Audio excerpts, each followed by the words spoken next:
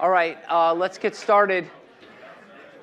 Today we're going to make sort of a very important shift in the focus of the course, which is today is the day where we're going to move from talking about purely positive analysis, which we're doing so far, which is the discussion of the way things are, towards normative analysis, which is the discussion of the way things should be.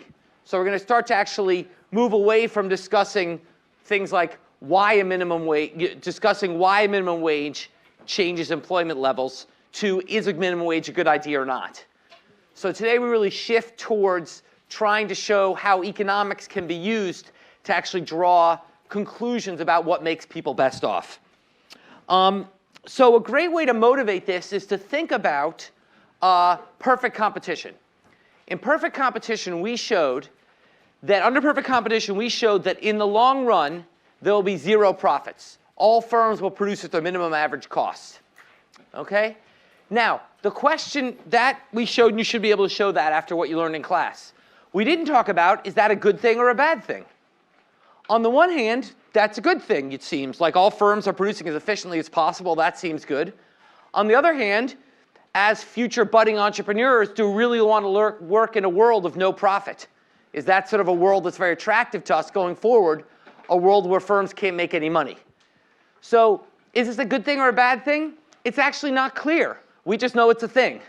And so what we're going to do now is start to move forward towards talking about what we call welfare economics. Now, we use the term welfare in two senses. You might have heard the term welfare refer to sort of cash transfers to poor people. But that's not the sense in which we mean it here. The sense in which economists mean welfare is a measure of well-being.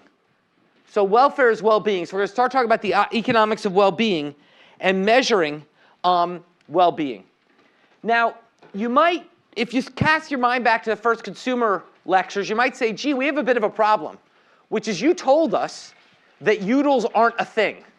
You told us that you can't use utility functions to get a quantitative cardinal measure of well-being, just an ordinal measure. So how can we measure well-being if utils aren't a thing? And the answer is we're going to use a slight trick. And the trick we're going to use is we're going to actually measure welfare in terms of dollars, which we can measure. And the way we're going to do that is through the slight trick of what we call compensating variation. Compensating variation. And the way compensating variation works can be described very simply as, instead of asking, if I do something that makes you worse off, I don't ask how many utils are you sadder. I ask, how much would I have to pay you to avoid that thing that made you worse off? Okay, once again, if I'm going to do something that makes you worse off, I don't ask, how many utils less happy are you? I ask, how many dollars would it take to offset how much sadder you are? And in that way, I measure in dollars your change in utility. Okay?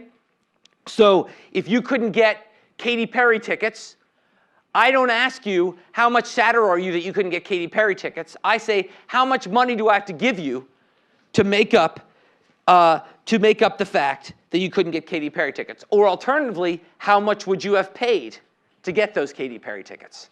So you can see where this is going to lead into the kind of analysis we've done.